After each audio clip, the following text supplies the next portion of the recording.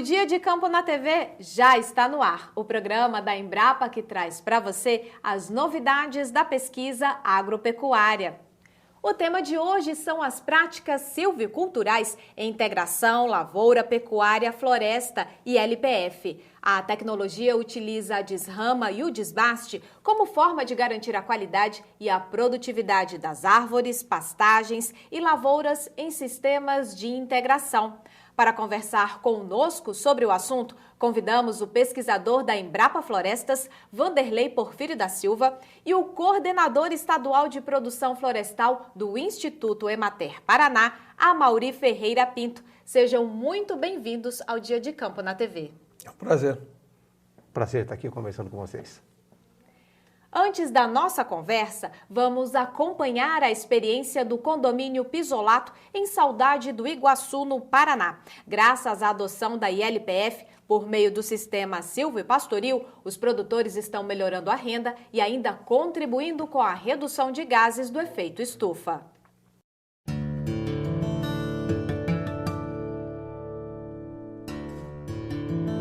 Produtores rurais estão descobrindo os benefícios do sistema de integração lavoura-pecuária-floresta. A possibilidade de conjugar mais de um tipo de produção na mesma área tem mostrado sustentabilidade econômica, social e ambiental. É o caso do condomínio Pisolato, no Paraná. Há 8 anos, foi implantado o sistema silvopastoril que une produção pecuária e florestal na mesma área. Em pouco mais de 10 hectares, a comunidade cultiva a espécie florestal Grevillea robusta, com pastagem Tifton e Gigs, e cria gado de leite da raça Jersey. Em pouco tempo, os resultados. A arborização do pasto contribuiu para aumentar a produtividade do rebanho, em especial para o conforto térmico proporcionado aos animais. E ainda promoveu a conservação do solo, melhorando a qualidade da pastagem. Para a vaca já é o conforto térmico, né? A sombra, né?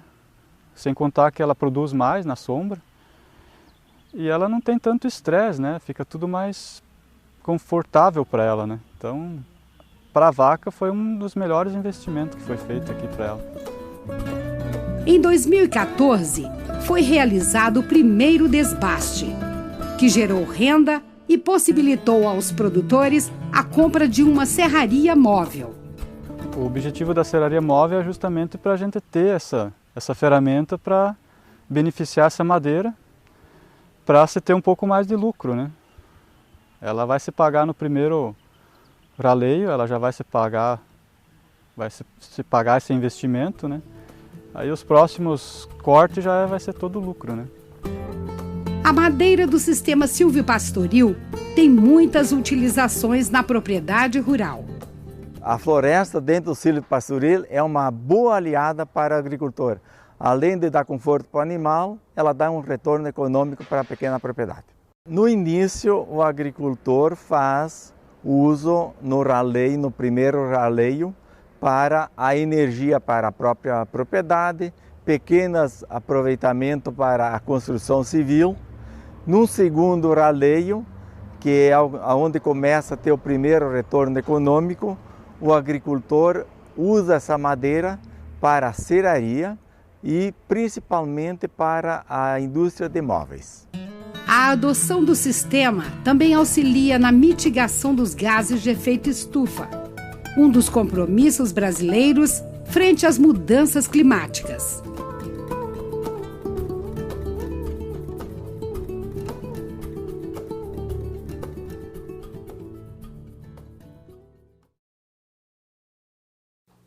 Porfírio, como nós vimos na matéria, quais são os benefícios do sistema silvopastoril?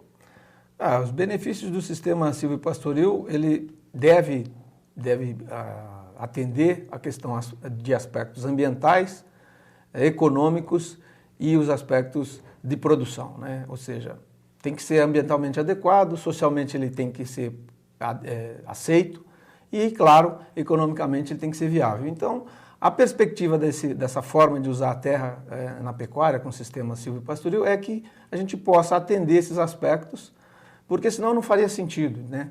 Então, se bem implementado essa forma de usar a terra, nós esperamos, né? É esperado, é isso que se preconiza, que ele atenda, que ele traga benefícios no aspecto social, ambiental e econômico para a propriedade rural. Um tripé. Amaury, existe uma receita de bolo para a implantação do sistema silvopastoril? O sonho de todo produtor rural, quando vai implantar uma nova tecnologia em sua propriedade, é que ele tenha um passo a passo, que ele tenha uma receita de bolo para a implantação. A notícia que nós temos aí é que não existe uma receita de bolo. Cada caso é um caso, né? A implantação do sistema nas propriedades, ela depende de alguns fatores, aí, como declividade, como fertilidade do solo, tipo de solo, a espécie florestal a ser implantada e também da espécie forrageira. E para cada propriedade a receita ela muda um pouco. A recomendação é que o produtor interessado procure um técnico de sua confiança, alguém da extensão rural oficial ou da própria Embrapa, para que auxilie no planejamento da implantação da atividade. Existem conceitos básicos para a implantação, mas são conceitos gerais, né, aplicados aí como conceito da atividade, da nova tecnologia, mas cada caso é um caso, cada propriedade é uma propriedade e os conceitos têm que ser adequados àquelas condições que o produtor tem. Porfírio, quais os cuidados que devem ser adotados na implantação do sistema silvopastoril? Bem, como comentado aqui agora pelo Amaury, esses cuidados são exatamente no sentido de entender o que você pretende com o sistema silvopastoril na sua propriedade, entender os conceitos que fundamentam essa forma de usar a terra e aí sim, então, aplicá-los de forma coerente com o sistema que você quer, com a sua propriedade. E isso é fundamental para um bom planejamento, porque veja, é um sistema de uso da terra que você vai implantar uma árvore que tem um tempo de vida, de maturação maior e que você precisa fazê-lo bem feito, bem planejado, porque o tempo é mais longo do que uma safra de lavoura ou do que uma pastagem convencional. Então, se não tiver o cuidado adequado do planejamento, é bem fácil de ter uma frustração 2, 3 anos, o que já é um tempo longo, né? Então, o planejamento, ou seja, os conceitos fundamentais para o planejamento adequado tem que ser muito bem pensado no começo. Tem que ser bastante profissional essa tomada de decisão. Amaury, esse sistema, ele ajuda a combater a erosão e por quê? Ajuda, ele é um grande auxílio aí nas atividades que o produtor desenvolve ali, tendo em vista a conservação dos solos.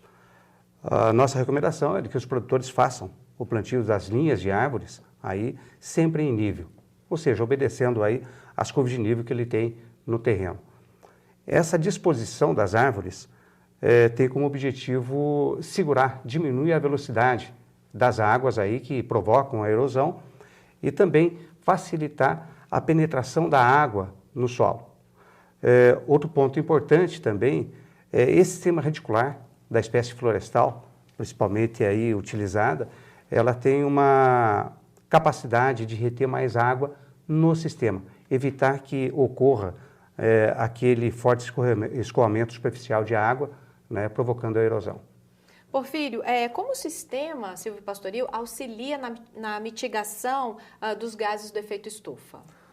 Bem, nós temos um sistema de produção que é a pecuária convencional, e que os animais, para viverem, para crescerem e se reproduzir, eles continuam emitindo gás, por exemplo, o gás metano, que é a emissão feita pelos animais. O sistema como um todo emite outros gases, como óxido nitroso e gás carbônico de uma maneira geral. Quando a gente associa árvores ao sistema, nós temos um componente vegetal que vai retirar parte desse carbono da atmosfera, do gás carbono da atmosfera, ao longo do seu crescimento.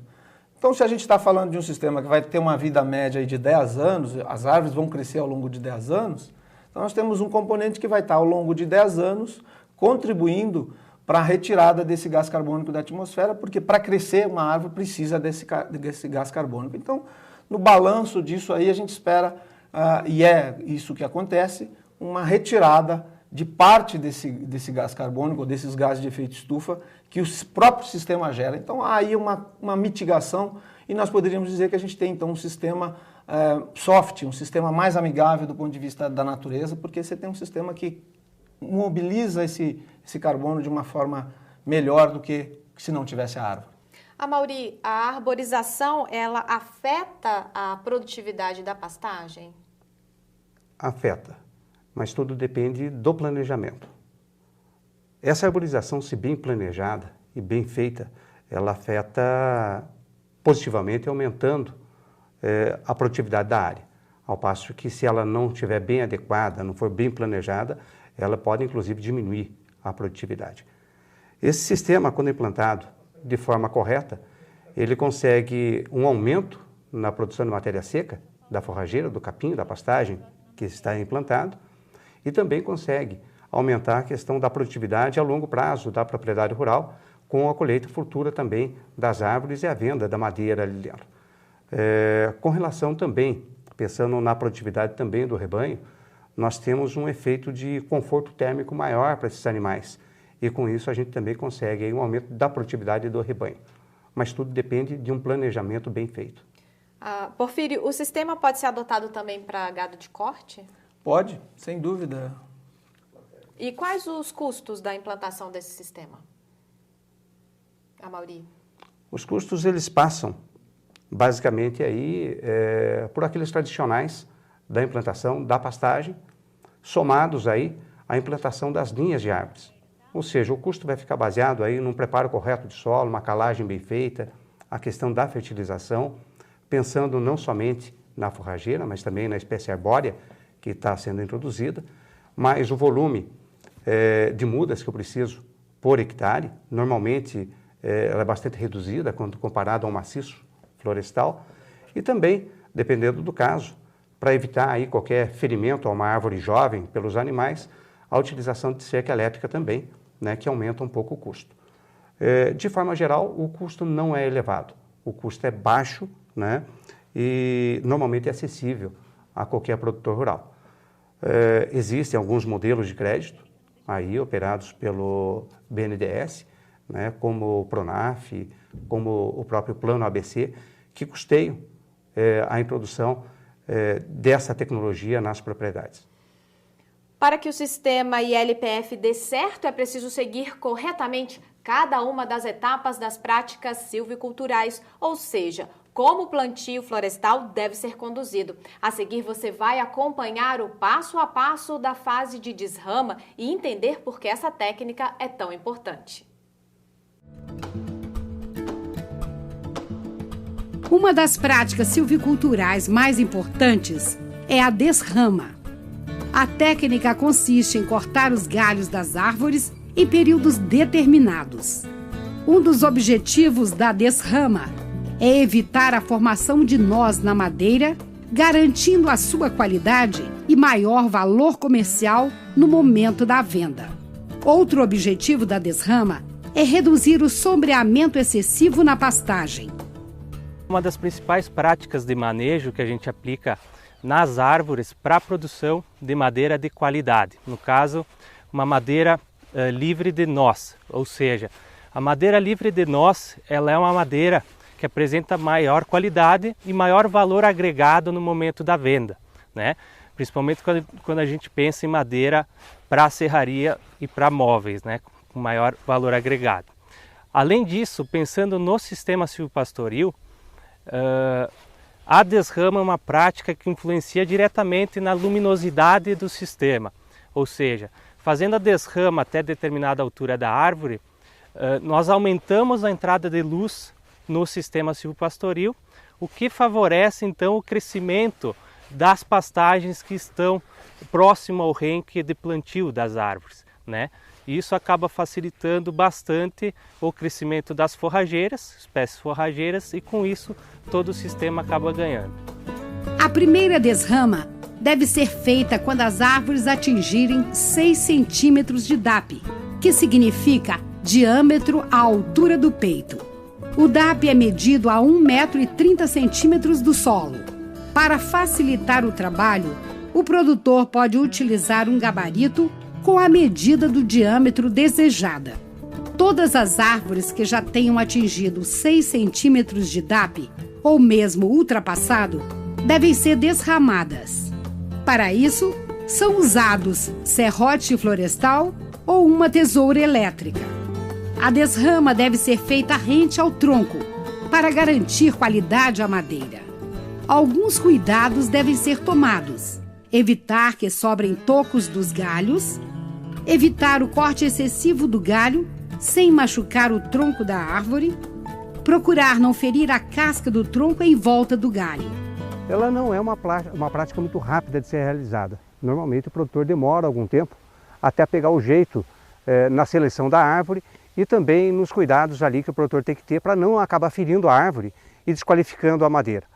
O produtor normalmente, ele gasta aí, para fazer 1 hectare, ele gasta entre 5 a 6 dias, né? Dias esses trabalhados aí, 8 horas por dia. Portanto, é uma prática trabalhosa, demorada, mas que paga muito bem o produtor quando ela é bem feita.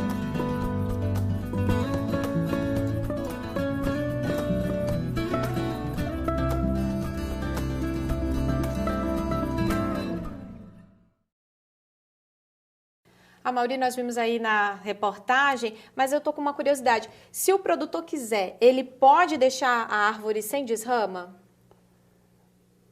É recomendável que ele faça a desrama, porque os objetivos da desrama, o primeiro deles, é claro, é a produção de madeira livre de nós e uma madeira com qualidade. Mas uma das etapas importantes, um dos efeitos também interessantes da desrama, é permitir a entrada de mais luz até a pastagem. A árvore, à medida que ela cresce, ela vai formando e fechando, impedindo a entrada de luz.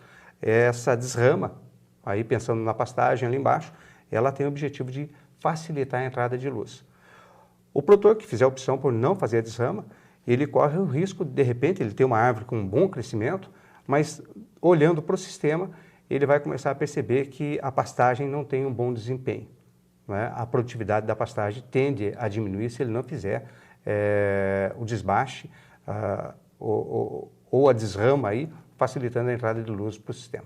Agora me chamou a atenção ali na reportagem que a grossura tem que ser de 6 centímetros. Por que esse número tão exato?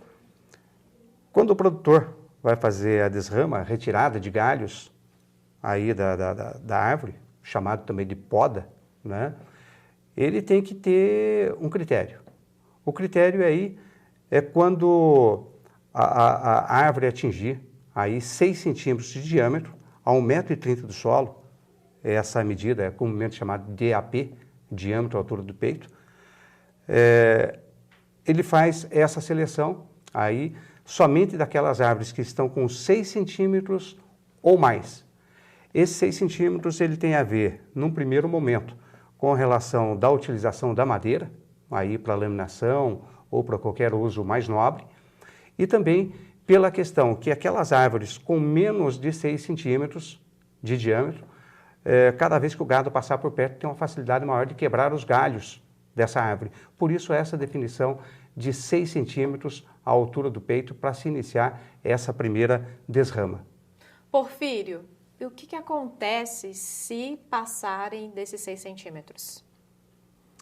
Não acontece muita coisa, mas você perderia uma coisa importante, que se você deixar a árvore ficar muito grossa, vamos dizer assim, para então começar a sua desrama, você pode já ter um problema de iniciar um processo de mudança de sombra, ou seja, começa a ter um sombreamento mais excessivo e você atrasaria ou teria um desempenho da tora. O núcleo tem uma parte central da tora, que se você deixa para fazer a desrama mais tardiamente, ela fica maior, o chamado núcleo nodoso. Então, se você faz com 6 centímetros, você evita que o gado quebre essas árvores, porque com 6 centímetros o gado não quebra, e você mantém nós na madeira só naquele núcleo de 6 centímetros de diâmetro, ou de grossura da tora. E o que a madeira engrossar ou crescer para cima disso é madeira limpa, clear e sem madeira, e sem nó. Então é importante ter esse ponto para você aproveitar melhor, para o rendimento de madeira limpa da tora ser o melhor possível.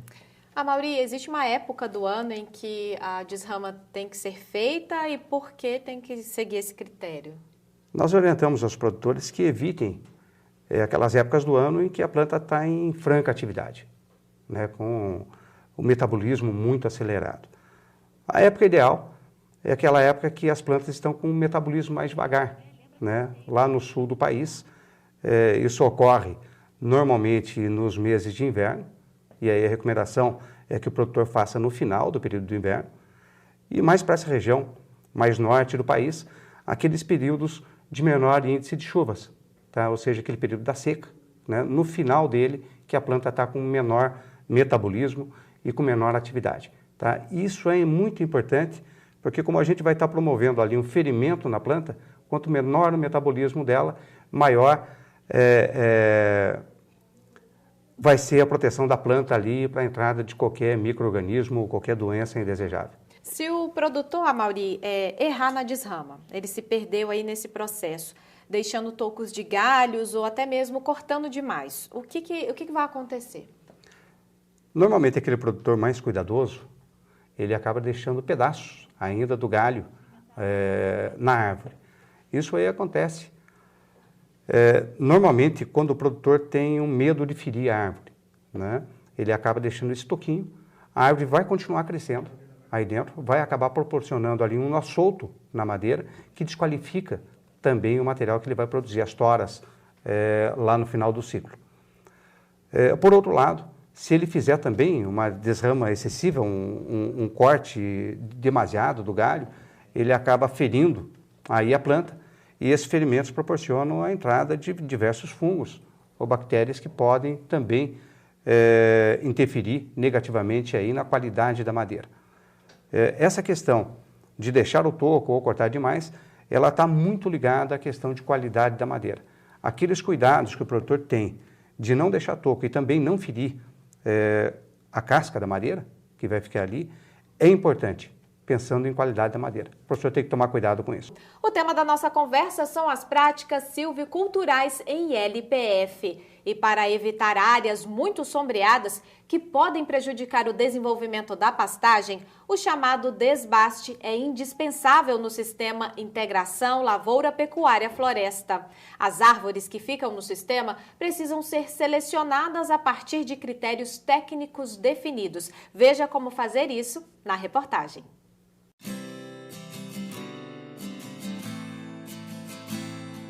Outra prática silvicultural muito importante é o chamado desbaste, ou seja, a retirada de árvores. Esta prática é fundamental porque as árvores começam a competir entre si e a prejudicar seu desenvolvimento.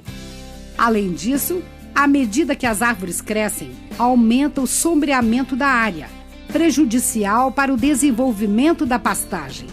O desbaste é importante para que a gente consiga liberar espaço para as árvores remanescentes continuarem crescendo a taxas boas, ou seja, ganhando tamanho, forma e altura, e claro, principalmente porque a gente precisa liberar luz, ou seja, diminuir a sombra para a pastagem. Então, quando a sombra começa a ficar excessiva, o desbaste se torna fundamental como uma estratégia para a gente diminuir o sombreamento e assim permitir que a pastagem continue crescendo bem. A seleção de árvores para o desbaste deve considerar a redução da cobertura que as copas das árvores fazem na área, as árvores bifurcadas ou tortas, as árvores dominadas, aquelas que apresentam desenvolvimento menor do que as demais. Também devem ser feitas medições, ou seja, o inventário florestal, para conhecer o valor médio de crescimento das árvores. Árvores com valor de crescimento menor do que a média também são indicadas para o desbaste. Com este dado em mãos e um gabarito com o tamanho selecionado, são marcadas as árvores que serão cortadas. O corte deve ser feito de acordo com as normas de segurança de operações florestais. Em seguida, as árvores devem ser desgalhadas e cortadas em toras, que já poderão ser vendidas, antecipando renda ao produtor. O desbaste é interessante justamente para arrumar essa árvore, né? Para ela ter uma venda melhor depois da madeira, né? A qualidade da madeira, né? Aí fica melhor para o pasto também, entra mais o sol, né? Então é interessante fazer o desbaste certo, né? Para o futuro, né? Amaury, se o produtor quiser, ele pode abrir mão do desbaste? O desbaste ele tem que ser planejado desde o momento que o produtor optou por implantar a tecnologia. Esse desbaste ele tem como objetivo diminuir a competição entre as árvores e também diminuir a competição ali da árvore com a forrageira, com a gramínea que está ali embaixo, né, por luz. À medida que o sistema ele cresce, aí nas mais diversas espécies, esse período fica entre o 6º e o 9º ano, as árvores começam a competir entre si e também começam a diminuir a entrada de luz para dentro do sistema. Esse é o momento em que o produtor tem que realizar uma lista de critérios técnicos aí dentro, que a gente vai ver durante essa nossa conversa e também na reportagem, para que ele faça esse desbaste, esse raleio dessas árvores. Ele vai diminuir um pouquinho a competição, né, facilitando aí um melhor trabalho no sistema silvopastoril. Porfírio, qual é a importância de se fazer o levantamento de dados ou o inventário florestal? É fundamental, porque como é que ele vai tomar a decisão para colher, me permita um exemplo, para colher o milho, quando o milho está maduro, quando está no ponto. Então, como é que ele vai tomar a decisão para tirar as árvores? Em que momento ele vai saber que as árvores precisam ser retiradas, ou seja, que elas estão numa condição de sombra, que precisa abrir esse dossel, abrir as árvores, abrir o espaço para a entrada de mais de luz. Então, é fundamental que ele faça o inventário.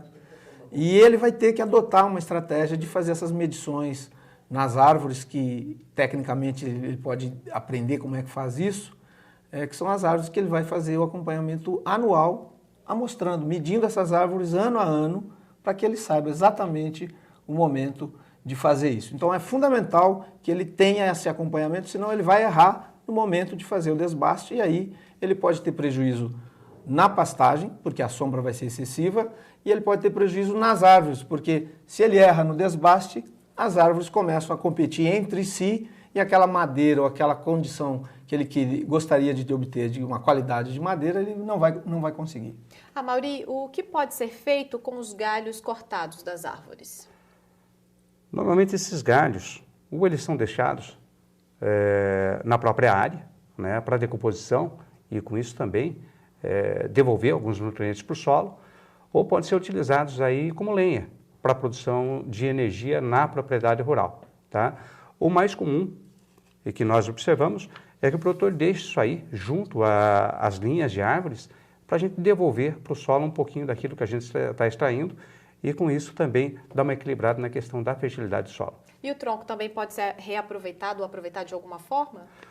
O tronco normalmente do primeiro desbaste ele já é vendido aí como lenha para a produção de energia ou então ele já é vendido aí para as serrarias. Né, no primeiro desdobro, mesmo ainda com madeira mais fina, né, mas já tem um comércio garantido para essa madeira. Já o primeiro desbaste aí como receita para o produtor. Né? É um valor já razoável que o produtor tem recebido. Né? Normalmente, esse primeiro desbaste, ele paga todo o sistema, a implantação do sistema, né? E ele deve ser aproveitado com essa finalidade, ou para energia, ou no caso aí para desdobro. Porfírio, o que fazer com os tocos de árvores que ficam no solo?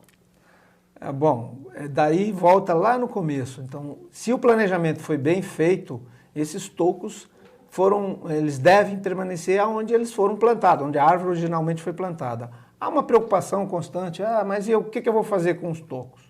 Porque o pessoal pensa em destoca, e aí já pensa no custo da destoca. Bom, a proposta desse sistema de uso da terra não vai haver destoca, a menos que seja necessário, porque o produtor vai mudar o uso da terra, mas aí é uma decisão de outra forma.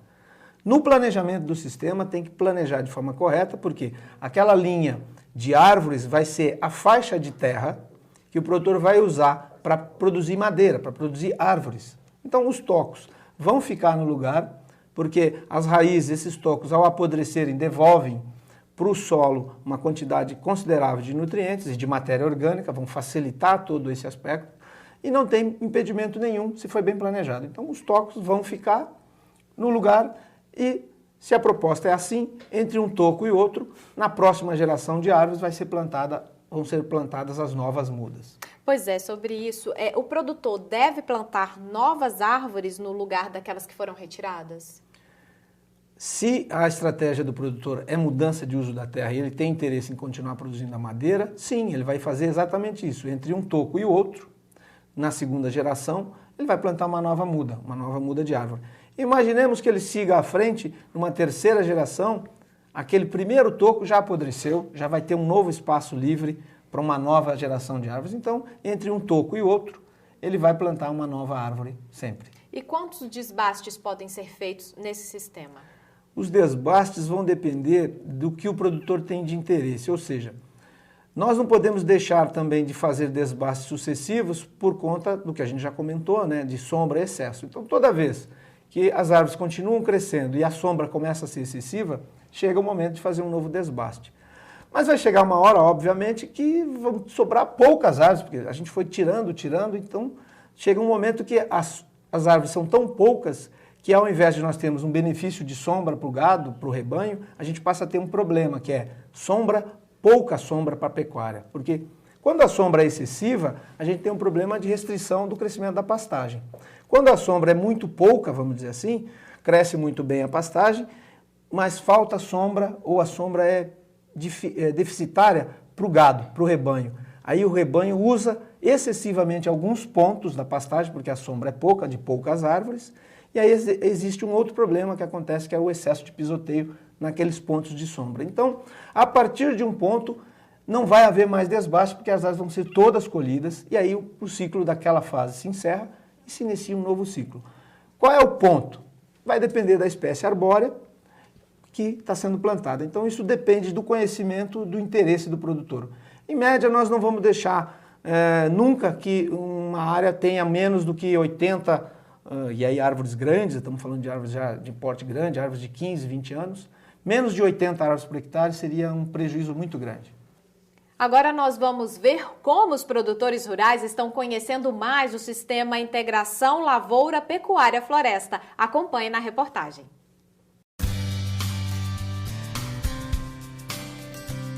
A experiência do condomínio Pisolato está incentivando outros produtores da região a adotar o sistema silvipastoril. Como é uma prática ainda pouco conhecida, tem sido um desafio para a pesquisa e para a extensão rural. Aí é um desafio, tanto para a extensão rural quanto para os órgãos de pesquisa quanto a Embrapa. O produtor ainda tem algumas dúvidas e alguns receios de colocar árvore, quer no meio da pastagem quanto das lavouras. Então nós ainda estamos numa fase de provar para eles esses benefícios através da própria fala dos agricultores. Temos levado várias famílias nessa propriedade através das metodologias de extensão rural, onde prova para os agricultores que não tem, em primeiro lugar, atrapalho nenhum nas atividades diárias deles, bem como os benefícios que tem trazido. Uma das estratégias adotadas para divulgar a tecnologia é a realização de dias de campo, como o que aconteceu no município de Saudade do Iguaçu, no Paraná, e que reuniu mais de 200 participantes. Em 5 estações, técnicos e produtores rurais aprenderam sobre as práticas de manejo florestal que devem ser adotadas no sistema e a influência das árvores em propriedades com criação de gado de leite. O modelo, que está se transformando em um projeto chamado Leite Noroeste, pretende levar a experiência para mais de 40 municípios da região. O benefício que a gente tem com essas árvores é uma renda maior para a propriedade, não tem necessidade de você sair e comprar essa madeira, né? Fica tudo mais barato para você construir, né? Essa é a grande vantagem dela, questão de dinheiro, né? A experiência do condomínio Pisolato está provando que quando pesquisa, extensão e produtores rurais trabalham juntos, o resultado é bom para todos.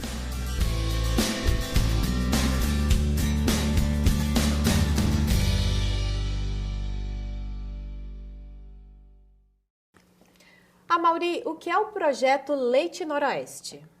O projeto Leite Noroeste ele reúne esforços aí do governo do estado do Paraná, através da Secretaria de Agricultura, da Emater e do IAPAR, que é o Instituto Agronômico de Pesquisa do Estado, as prefeituras municipais e os produtores rurais.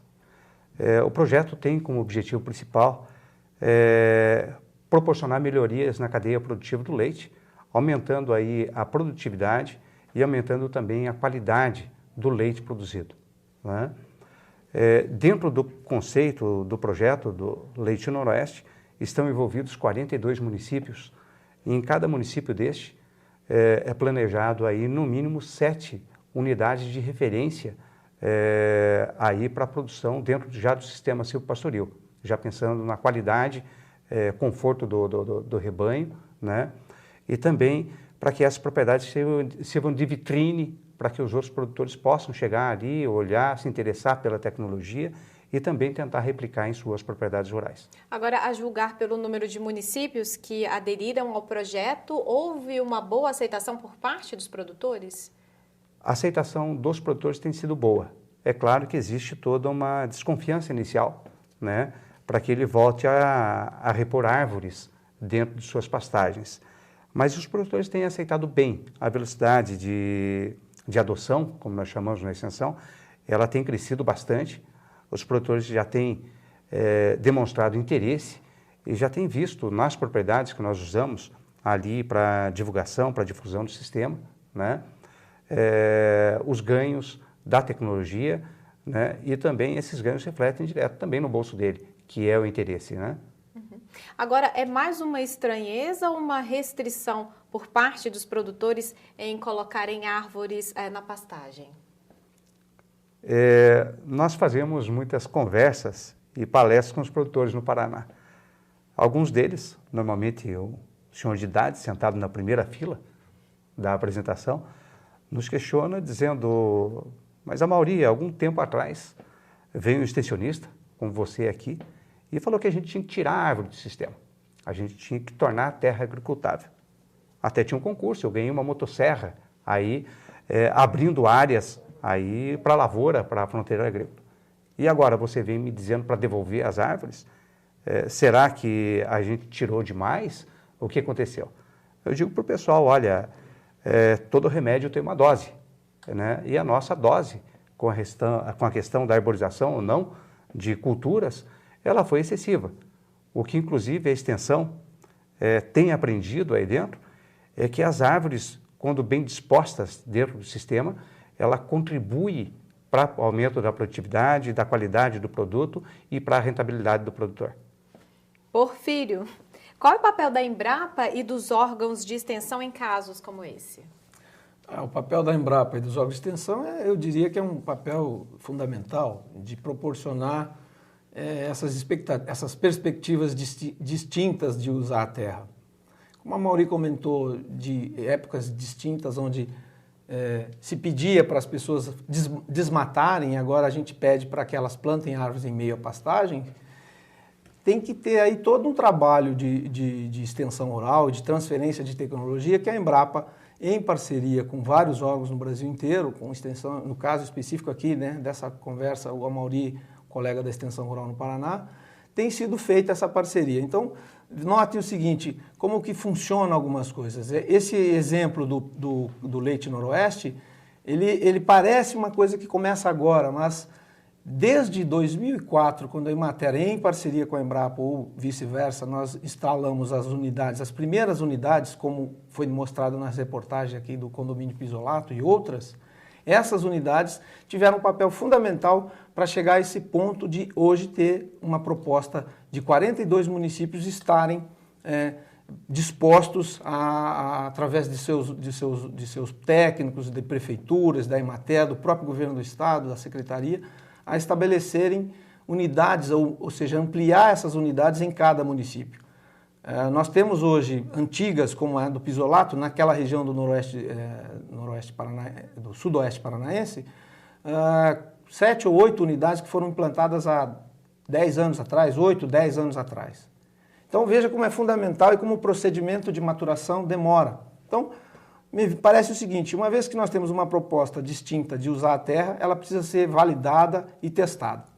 E a extensão rural tem feito isso junto com a Emater. E é por isso que esse trabalho ele demora para madurar. Veja, uma árvore para chegar ao ponto de desbaste leva 8 anos, 5 anos, dependendo da espécie ou da forma como a gente plantou essas árvores. Então, é fundamental esse aspecto que a pesquisa possa trabalhar junto com a Emater e junto com os produtores, porque a velocidade, ou seja, a distância entre o que a pesquisa tem e o que pode chegar ao produtor quando a extensão rural está junto e fazendo isso nas áreas dos produtores rurais, diminui, encurta muito essa distância. Então é fundamental esse aspecto e a gente fica contente quando depois de algum tempo há uma iniciativa própria de uma região para fazer uma proposta de uso da terra que vai adotar um sistema silvipastoril que eu não sei se o Pisolato comentou na reportagem, eu não me lembro, mas ele foi chamado de louco quando ele implantou pela primeira vez as árvores na pastagem, pelos vizinhos. E hoje os vizinhos copiam o que ele faz. Então, essa é a estratégia, que é ter exemplos vivos nas regiões para que nós possamos aprender, os técnicos da extensão possam aprender e, claro, os produtores possam visualizar isso em loco. O nosso programa está acabando. Agradecemos muitíssimo a presença dos nossos convidados, o pesquisador da Embrapa Florestas, Vanderlei Porfírio da Silva, e o coordenador estadual de produção florestal do Instituto Emater Paraná, Amaury Ferreira Pinto. Muito obrigada. Eu que agradeço a oportunidade de discutir nesse momento esse tema tão importante aí para a pecuária brasileira. Em nome da Emater, eu que agradeço a oportunidade de estar aqui falando com vocês e com os produtores do Brasil inteiro. E para mais informações sobre as práticas silviculturais em integração lavoura-pecuária-floresta, nosso tema de hoje, basta entrar em contato com a Embrapa Florestas, localizada em Colombo, no Paraná. O telefone é código de área 41 3675 5600 ou pela internet embrapa.br/florestas. O Dia de Campo na TV fica por aqui, mas na semana que vem nos encontramos com mais novidades sobre as tecnologias desenvolvidas pela Embrapa. Outras informações sobre o programa você encontra na página da internet embrapa.br/Dia de Campo na TV. Até lá!